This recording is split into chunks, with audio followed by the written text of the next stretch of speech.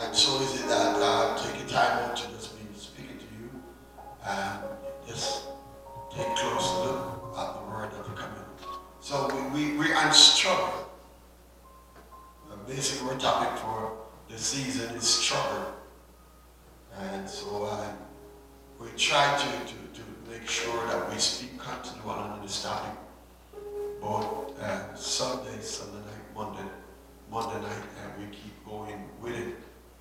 And based upon what we started off. But I just want to remind us that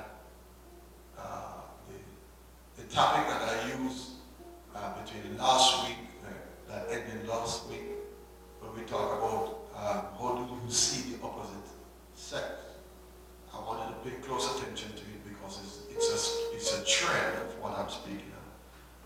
So that was actually one of the sense that you have. Remember, we have 5 senses. And the 5 senses that we have allow us to deal with things the way that we should deal with it. So we have 5 senses. And so last week we speak about one of the senses, and that's the sense of the eye. And because of the eye, we lust a lot. The eye causes us to go into a lot of lusting. You call it the lust of the eye.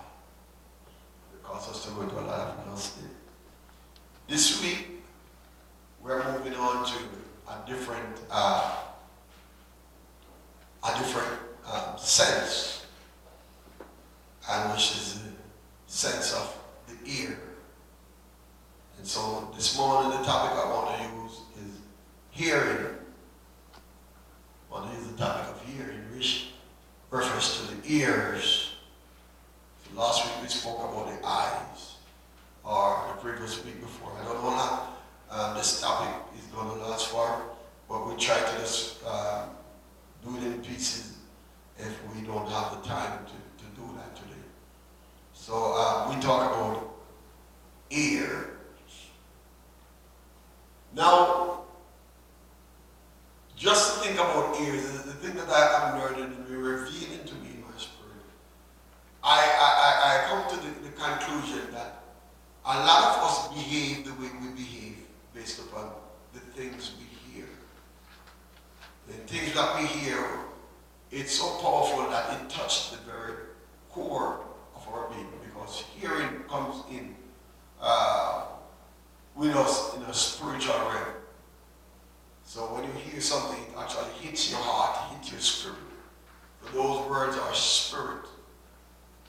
And so therefore, I realize that a lot of time we hear things and it changes our behavior and it changes our character. And the fun thing about it, different within seeing, when you see things to lust after, there's a reality of what you see cause you to lust. But when you hear things, a lot of times you hear something, it was already there. Yeah, it was already there. You're just hearing it. And sometimes when you hear it, it's not altogether true, because the story not always be as truthful as you hear. And a person's putting their own twist on their own belief or their own concept in things that you hear. But the thing about it, when you hear stuff, it affects you so much that it changes your whole attitude, changes your whole behavior, it changes your mindset. So therefore, what I want to leave with today is the thing that we have to be careful what we listen to. We got to be careful what we hear. And when we hear things, we got to be careful what we want to hold on to. There's some stuff that we hear, we need to rebuke it out of us. We don't need to dwell in it, because hearing is bad. You know, hearing some stuff is bad for you. So let's go into the topic and see what we have here today pertaining to hearing. And I hope this will help or heal somebody of the struggles that we're going through. So remember, our major topic is struggles, and I'm dealing with different things that come on the struggle. And last week we were a bit graphic. We're still going to get more graphic graphic in our teaching. But this week we talk about hearing, and this actually touched people. So let's see what hearing have to do, what they're going to say to us today. As we continue to deal with the battle with the flesh, and all of this has to do with the flesh, the battle that we have to deal with the flesh, it is important that we recognize that the role of the five senses play in the fleshly battle. Don't forget, the battle with the flesh had to do with the role of the five senses. We have five senses, and it plays in the battle of the flesh. So all fleshly problem that we have, most of the time when we talk that, we have a different mindset. So the five senses play in our fleshly battles. When we speak of flesh, in most cases people look at their skin and saw the whole flesh. So most of the time when you talk about flesh, people are like, this all flesh. So we're talking about the skin. Really, about truth, this whole flesh is not doing too much. It's your five senses that operate. So when you talk about the flesh, I wish we would reference to our five senses and that what we deal with. Flesh by itself, have a spirit that governs it, but it's our five senses that really governs our body. So most time we talk about the flesh. The first thing that we think about our skin, our own flesh. And we say our flesh is a mess. Not recognizing when we speak of the flesh, we are speaking of senses, by which we operate and can communicate to others. How do we communicate and operate with each other? Through our five senses. That's how we operate and that's how we communicate to others. Anything and everything you do originate from your senses. So we deal with the last book, we spoke about the eyes and what you see and the lust of the eye. But we want to talk about and deal with our ears today, what we hear. So often our fall has to do with a lot of what we hear. Most time we change our behavior or attitude. Most of the time it has to do with what we hear, and what we hear and what we listen to. It does change a lot. So I wanted to pay attention to that. So most of the time our behavior change over the things that we hear. It has already been said, it's already been there, until you start to hear it, you start to buy into it, and it change your whole behavior, it change your whole attitude. Hearing. So important. So often our fall has to do with a lot with what we hear. So often what's said by people. People say things. Is really not what we hear. And so many times persons go and tell you stuff about other folks. They hear something but not really what the other person is saying. Because people can be saying something and you will be hearing totally different things than what the person is trying to say to you. Most times people are telling you something that they hear somebody say, and it's their mindset. I remember the last time I spoke in our church on the west side. I was talking to two persons and they were telling me that I said that Mary was 13 years old. And it could be possible in those days because girl reached to their flower in that age bracket anyway. And that would be as long as she would spend in the temple. But anyway, I didn't say that. I didn't say that. But they were telling me that I was saying that Mary was 14 years old. And I wasn't saying Mary was 14 years old. I was saying I was 14. Or 14, I think it was 14 generation in each category. I believe that was what I was saying. And the person they were saying, but it was so good at the time we were on YouTube and we would play back the video. And when we play back the video said, I said 14 generation, not 14 years old. So it actually corrected. A lot of times you say things and based upon the mindset of the individual, they hear something different from what you really say. And so we have to be careful what we listen to and where our mindset is when we hear things. So often what has been said, person hear different. So often what's said by people really is what people hear. So often the mind here is a message that we can interpret. Sometimes the message may be true. And sometimes it just may be our imagination. Sometimes you can tell somebody what somebody else says. Sometimes the message can be true, and sometimes it's just what you perceive that the person is saying. That's what you relate. No another person can hear what you say to them related to a statement that was made, that maybe that was the intention of what the statement was made of. But you hear totally different something and relate it to somebody else, and the person get all mad, changing the attitude, behavior change based upon the story that they tell you, and they hear something else from you that sounds so bad and it changes your whole life. Powerful. We'll never forget those issues when it comes. There's a brother that was in a group and was struggling. Say he had a problem. And this was the problem that he had. He was struggling with certain issues. So how did this struggle start out in his life? This struggle started while they were at a table, and one of the sisters said, "Boy, it's hot." You know, you can be a certain way the sister say hot. Now his mind gone different. All of a sudden he fall in love with her. And he maybe thinks she's hot because she's looking attractive or sexy or whatever. So, you know, person used one word. Oh, she said, "I'm hot." And she believed she said she hot sexually or emotionally. And that was far away from what she was saying. But in his mind, hot remained sexual. And so now he began to struggle because from he heard that, there are different things that go through his mind. His flesh started to boil because he thought she was saying that she was sexually hot. And so he started to think about her in a different way.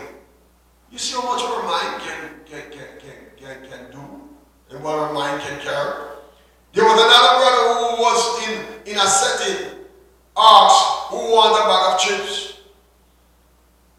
He had one bag of chips and the sister said, "I want it." And he heard that the sister said he want him. Because she was glad to take his chips. I remember I was into younger in my teen, and we were working, and I remember have to talk to an ex-friend of mine about some situation. Every time a girl smiled with him, laughed with him, he believed that the girl loved him. Like, Bridget, it's not all the time somebody laughs with you that means they're in love with you. It's not because you walk up and say hi, that means she wants you. And you believe that everybody smile with you, want you, or everybody say hi, you need to change your mindset. You are hearing the wrong thing. So she say hi, it's like a message sent to you that she said, I love you. Be careful what we hear with our ears. And I'm on the topic of hearing. Be careful what we hear with our ears. So because she said, "Yeah, I need a chip," he heard something else totally different. And from that point, he had an undercover crush for the person. Oh, I'm so in love with her. And she's such a nice girl. Just off of one chip. Maybe she's not even thinking about nothing. She wasn't thinking about the chip. Maybe she was thinking about the salt flavor or whatever flavor it had. He ain't thinking about she won't have nothing to do with you. So you had a crush on her. So often people hear things contrary to what really is. Most of the time, you say things, people go away with the wrong message. You have no intention of what they're talking about. You're not ever thinking about it when you were saying what you're saying. But they hear something totally different. Be careful what you hear with your ears. Be careful what you hear with your ears. So I'm talking about hearing because I see for myself that hearing change people. So just because somebody gives me a hug, don't mean that they want you. Don't hear things different. And sometimes it's just their imagination.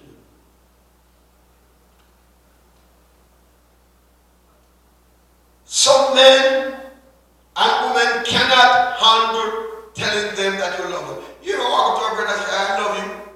He thought you were in love with him.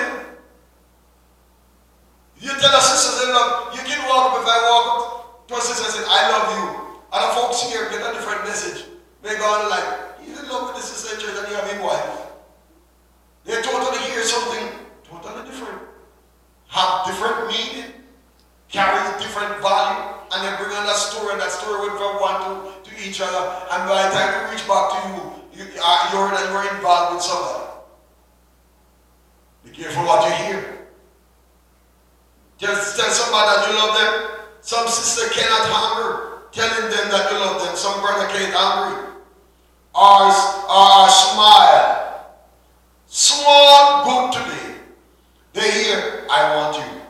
You be kind to a person, go their way and help them and try to be nice to the brother, maybe give him something or help him out with something and midday or whatever you want. I'm like, man, I want to marry you. Really? A little good, the person tell you that I love you, be traitor. I'm here for you. You think that they say, I'm here for you to marry you? Be careful what we hear with our ears. Let us be careful not to reach too much into what people are saying to us. Yeah, sometimes people, you say a simple word to a person and they got to overthink the word that you said and gone into deep meditation to find out, to figure out what you are really saying. When you're not really saying anything than what you simply say. Especially compliment.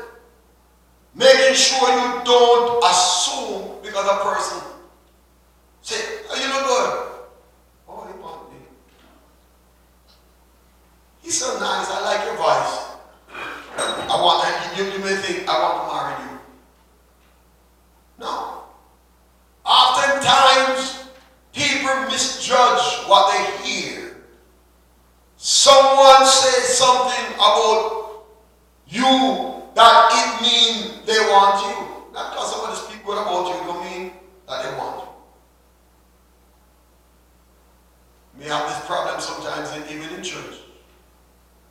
We were taught to treat each other with respect and treat each other good.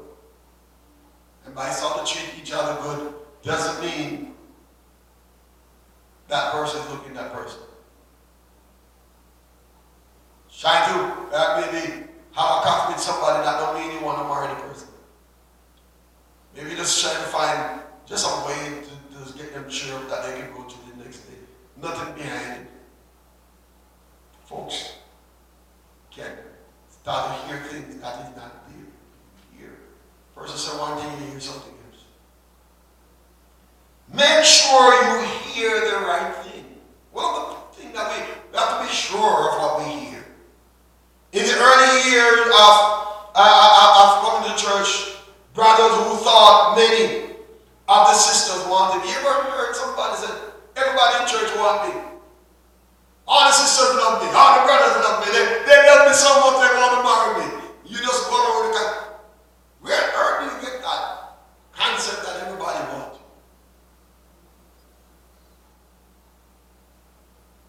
You keep on wondering, man, oh, this guy's so good that everybody wants him. You can't find nobody who wants you. He ain't just going around. Till you discover what he was hearing was not what you men were saying. You figure out that sooner or later that when something happened and the sister really tell him, or a brother really tell him, you realize that the person that really loves you the way that you think that they really love you. You get this bad idea because people be nice to you, you thought that they want you. Where do we get those ideas from?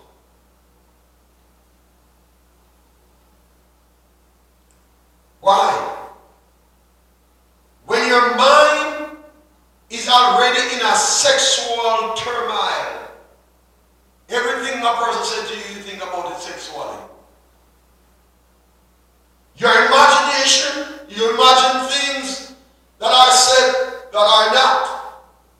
You can say common words like hot day and your mind thinking about you want somebody. You can be thinking about pie and your mind thinking about a woman. Just simple things. Your mind started to go. It all has to do with your mindset. It's our mind that make us hear stuff like that. What else can make you hear stuff the way you hear? Your mind. Just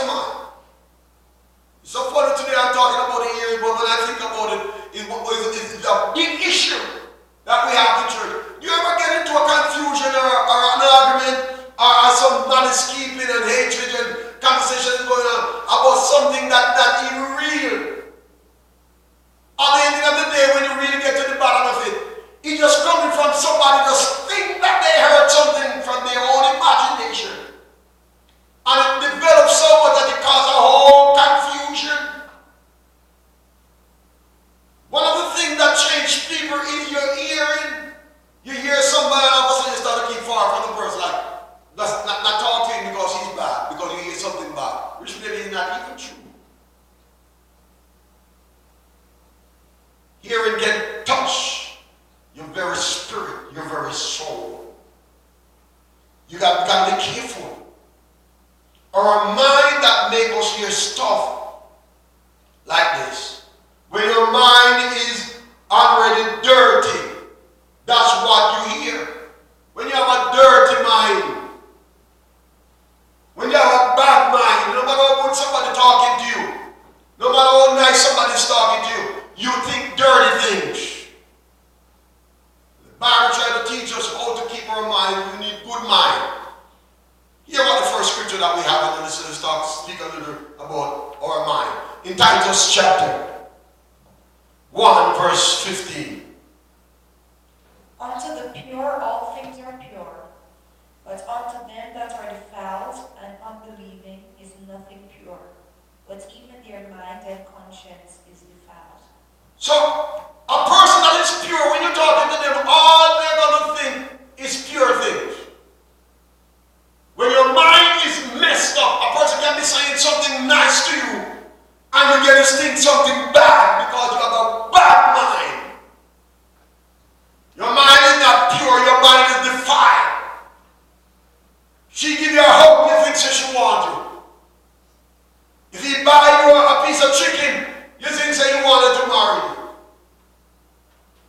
The Bible reminds us, when it comes to hearing stuff, and to the pure, everything that they heard, they think about it in a good way.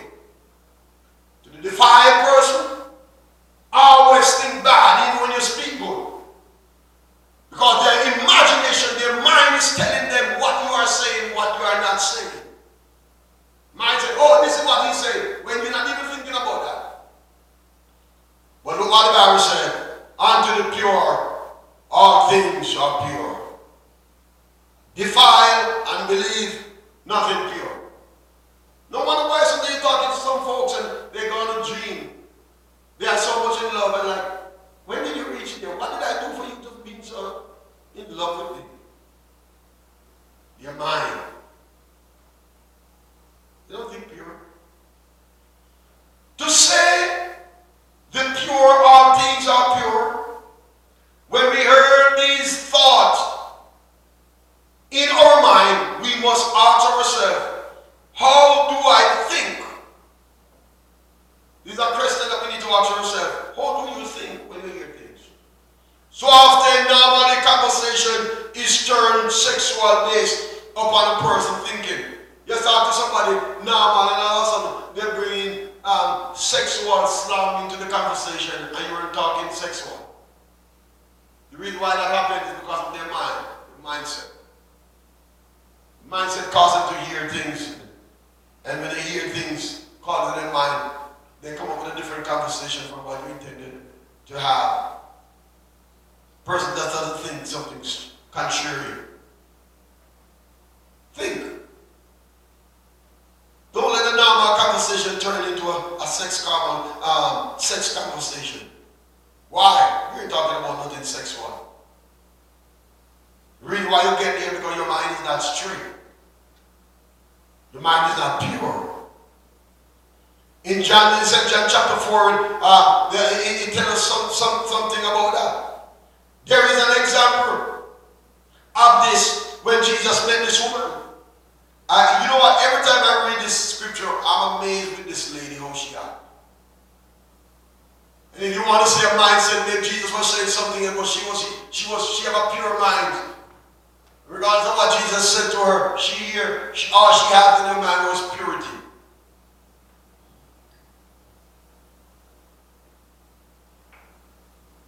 This woman, something to think about. She thought he was saying something other than giving him a blessing or a healing. So in this book of St. John chapter 4, there's an example when Jesus met a woman at the well and asked her to give her a drink. Here this woman, this woman was a Samaritan woman. Now she, you know what, based upon the scripture, I don't think you ever hear, we preaching in this way, but she was thinking sexual. I'm going to show you something about this text. She was thinking sexual. She just weren't thinking sexual. So, Jesus met a woman at the well and asked her to give him a drink.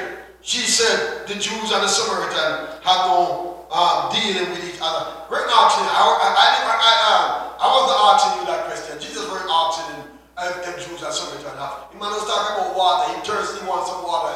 What does that have to do with anything asking you for a drink of water? I never said I want to be with you. I never said I want you. I just asked you for some water. I didn't ask you for water because I love you. I'm in love with you. I asked you for the water because I'm thirsty and I need some water. And she switched the conversation. Because even your enemy, if your enemy asks you for a little water, you give them the water. That doesn't mean you have a relationship with your enemy. Jesus asked for a drink of water. She said, the Jews and the Samaritan have no dealing with each other. This sounds like a normal conversation, but it is not. The woman understood that the well that she was drawing water from was a place that women went to find husband. Do you know when a woman in the scripture married find a husband at a well? Oh, you don't know. I'm bringing up something to you and show you what happened here. As I was thinking about well, before we get into the text, I was thinking about well. I remember where most of our guys, when I was younger, most guys, sometimes met their girlfriend. When I was growing up, most times we were young guys met our girlfriend at the river. When a Saturday, everybody got a river because girl I got a river go be in, and boy I got a river go be in, and it was full of water. Most folks don't understand the concept because we are here now. People miss the whole story when we talk about a well because we don't think about a well. What do any one of us really know about well? Really? Preaching this gospel about well, how many person really think and understand what well is? Just like you tell somebody to go look somewhere to cook dinner tonight. How many person really understand the full basic of what you're talking about? So well was a place where the whole district go to. Girls go to the well, boys go to the well. And if you match this time with that time, you will know that if Master John or Mr. Brown daughter are going to well go full water at this time, we are going well go catch water too. Because everybody are meet up at well go full water. I'm going to wash clothes. So wash clothes go in and slip this up well because it take too much water to go back and forth. So they wash clothes a river. And then the girl they take a little shower and man take a little shower. I'm like, boy, I got a river hang out. I remember the days when we used to go to the river. Tell them, girl take a little jump in the sauce and the rear and you jump in and you feel so excited. You take off here and you jump into it. You're so excited.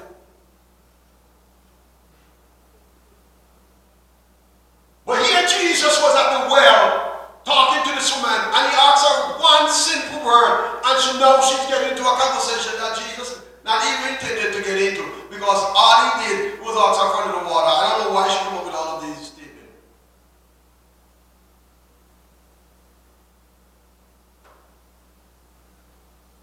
You might understand that the well that she was drawing water from was a place where women met and find husband. This was very common, and the reason why I stopped to say that, because when I talk about well, if I say what's very common, people will be in church today, then how do you come up by that bishop preaching that topic? If you come from the country where I come from, or living poor in the bush, you realize that most district people meet are with a river, well, or standpipe. Most of us don't even know what standpipe is. Standpipe means one big pipe in a whole community, district. Everybody has to meet up there to full water. You're going to line up on people. And where people start to gather regularly, conversation, no talk. People are going to meet folks there. You know people, that's a place where you know people business. People that don't talk people business. Then some meet up, run out there more. People are going to be all sorts of activity goes on at at standpipe, at river, and at well. In these days, they didn't have the river there, so well would be where you would get water. A common place. So here Jesus was passing and he happened to stop by there. We can look at it really what one of the first things that we see that so the well was like a single chat line. If your mother is strict and your father is strict, there's one place that will know you to go get water at the standpipe, at the well, at the river. Because that the house will need water. So if you don't get to go out of the yard anytime, you will get to go for full water. And sometimes some young people will make an excuse. Mama, may I get water? Son said, Mama, may I get water? You take up a bucket and you go to full water. I used to go get water, man. I live in a country where we have to go down the bottom and go full water. I'm going to go full water. Bucket and jugs of water. So if you say you go to full water, you can't get out of the house. Well, we're talking about a well. So, Jesus asked for the water. So most women went there that they meet man, they meet men at the well, and sometimes the girls fall in love with guys that they see come at the well. Johnny is going up because you know we get water for him people, the man. He always carry water for him goat and he carry donkey go get water at the well. And he's a good young man, he seems very attentive and he will help out the people. He's a good husband to have, you know. At the well, there's a lot of stuff going on at the well. So the well was like a single chat line. Two single people want to meet, you can meet at the well and you can talk because mama not going to call and say, we're going to man house and meet you for that. Father not going to eat on the son and say, oh God, you go full water, you go to the well to drink water. And sometimes the young girl come up and you as a young guy, let me fully for you. You pull water and you give her water. She like you. Sooner or later you get the water for her at the well, you know, because she don't have to pull that rope up or find something that go down in there and all of a sudden like this guy is helping me out all the time. You know, things going on, conversation develop. Oh yeah. It was where Moses met his wife. Where did Moses met his wife? At the well. Let's read. Exodus chapter 2 verse 16 to 22. Now the priest of Midian had 7 daughters, and they came and drew water, and filled the troughs to water their father's flock. And the shepherds came and drove them away. So one of the problems that these girls used to have is they used to go back home late. Because when they go to get water, there was some other young man, another shepherd guy, who had flocked through. So they always push them back and make them get the water last and full of water. Say, well, they're not waiting, we don't have to move, we don't have to move. You know, we see that. I saw that growing up. We've been doing something and a bigger guy and you, even bigger man than you, come to where we go full water and we go down there. Everybody have wait for their turn. I'm going to cut the line and say, oh, put it on the way, stop on one side. And then full of water and leave you there, you have to wait and then they finish. This was what happened to these girls when they go to get water at the well. The other guy, they come in, shepherd, they come in, even push them back, run them away from the well. And they were actually, in my opinion, they have to wait until everybody get theirs before they get them so they go back home late. Listen to the story here, what the story said. Read up and read a little louder for me, please. And the shepherds came and drove them away. What happened? They were driven away. But Moses stood up and helped them and watered their flock. So don't forget, you know, Moses running away from Egypt and Moses just reach and Moses go to the well. Hang out at the well there. So Moses was at the well and Moses now see what was going on. Those man run away these girls from water and Moses stepped in and said, no, we have sheep on the field first. Now the girl was like, find a man who defend us today, man. This man is going to hang out with us. Read on, see what happened. And when they came to Reuel, their father, he said, how is it that ye are come so soon? So you see what the story is saying. They reach home soon. So the truth about it, they never reach home that soon because even if they reach at the well first, they always get pushed back. And the father know that they always come in late. But today they come home early. It's a joy to do if they go home early. And daddy said, how you girls come home so early today? Hear the story, what happened? And they said, an Egyptian delivered us out of the hand of the shepherds, and also drew water enough for us So he did not just water their flock, He full up the water that they can take home, that they can get cook and wash. Man, this guy seems like we want to hold on to him here, man. Guys helping us. We don't have no brother here, but we need to hold him. Instead of, we're not going to let him go. We prefer marrying him than let him go. Here we have it. Read on the story. And he said unto his daughters, And where is he? Why is it that he have left the man? Call him that he may eat bread. Right. And Moses was content to dwell with the man, and he gave Moses Zipporah his daughter. So what happened? He was happy to see it. What was young man not happy?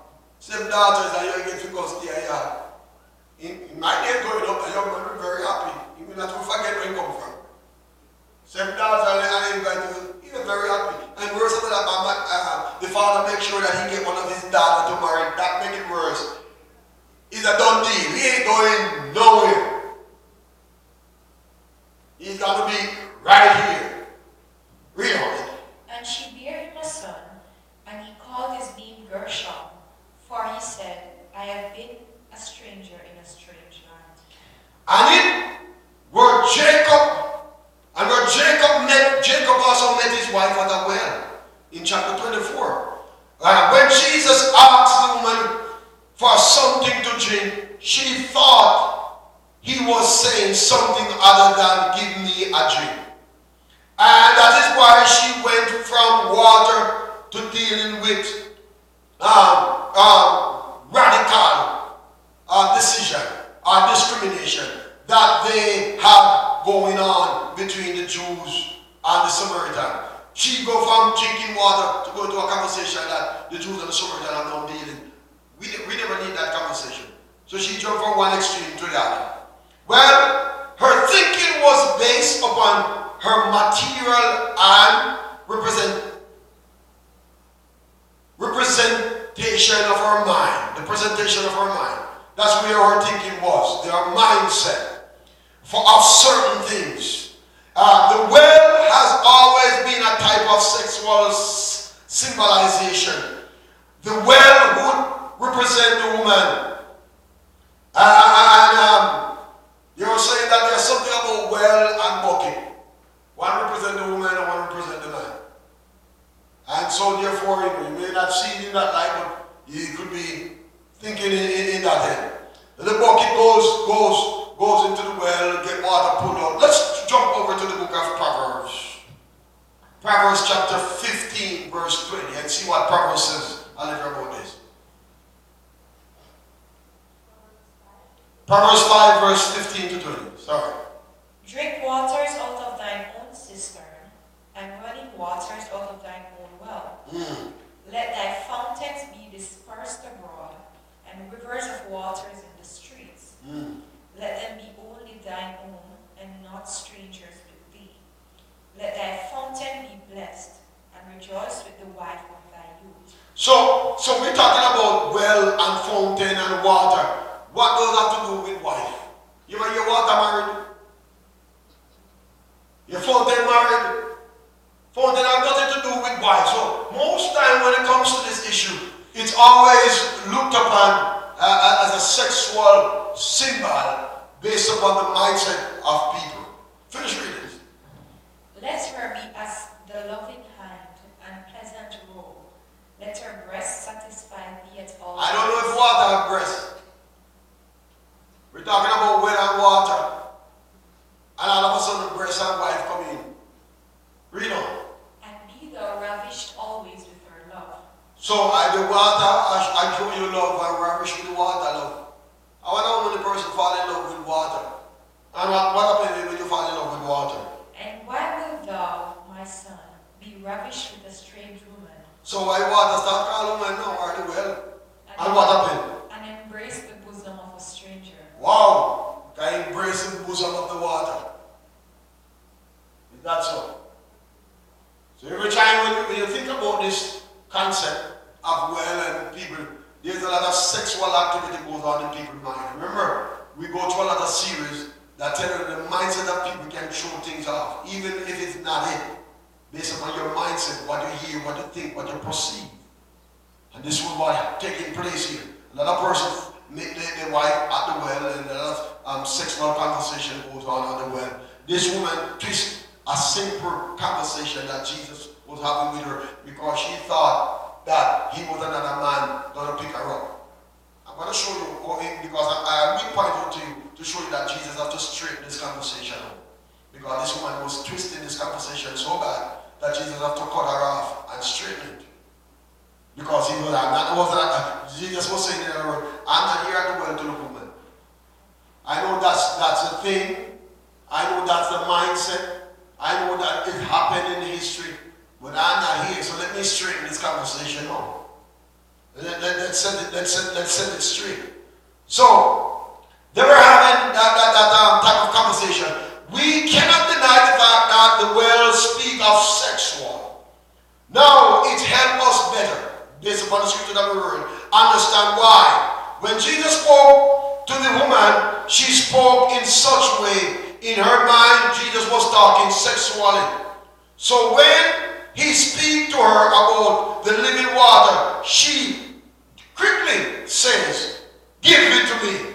Because she think about the well.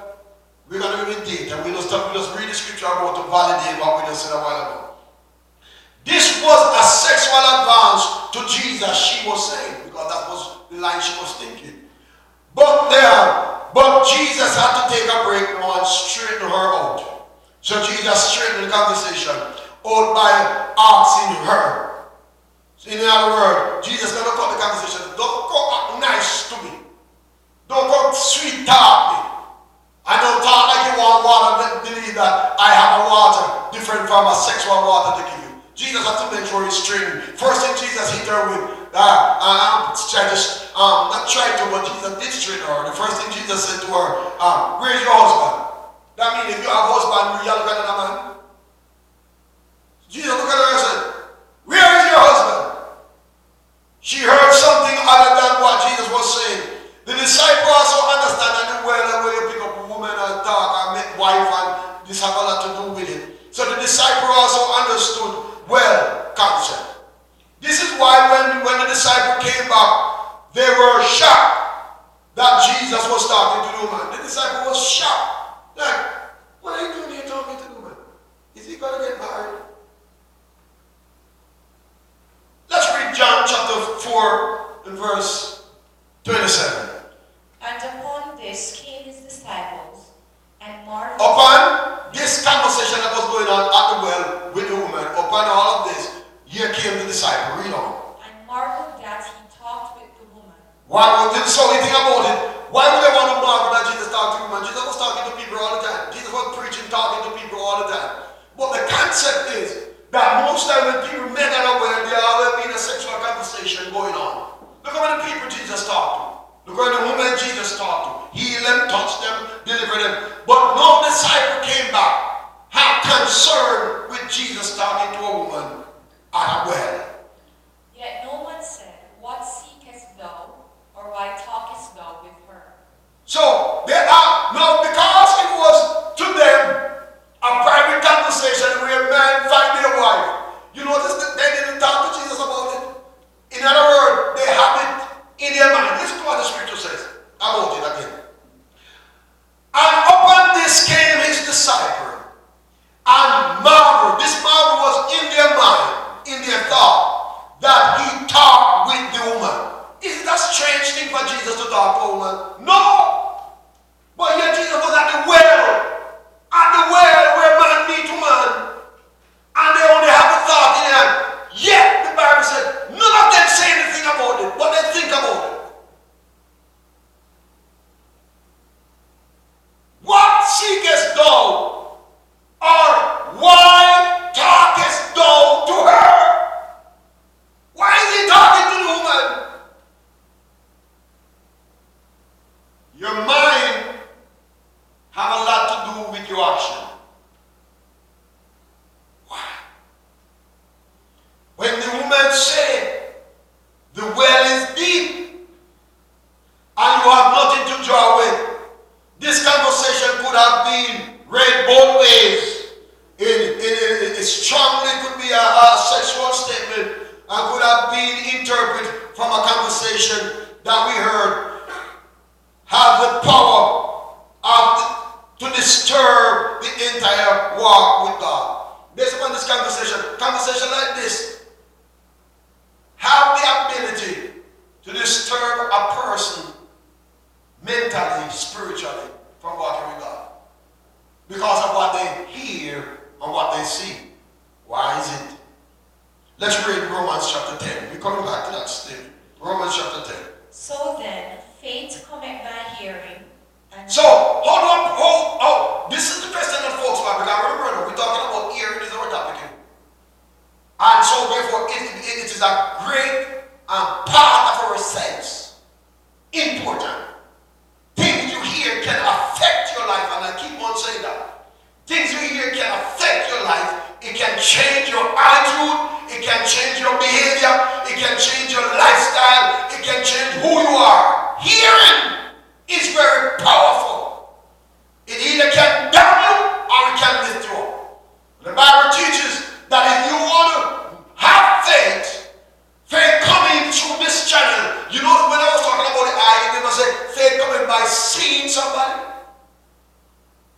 But the Bible knows say faith coming by what? Hearing. And hearing by the word of God. And it comes in only when you hear the word of God. That's a spiritual one, because you can have faith in wrong things too. And it is through hearing, because you perceive that you hear the wrong thing. Teach us that faith comes by hearing. This then shows how hearing can produce a spirit. Yeah, you hear something and all of a sudden you have an attitude, you have a spirit, the attitude is a spirit. Hearing produces spirit. Yes, it does. Faith is a spirit. You never know. Yes, it is. Therefore, what we hear, in fact, is spiritual. When you hear something is spiritual, why is it spiritual? Because it affected your spirit.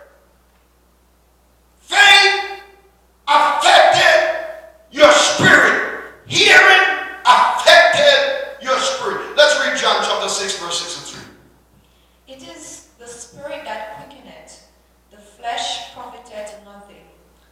The words that I speak unto you, they are spirits and they are life. The word that I speak to you are spirit and life.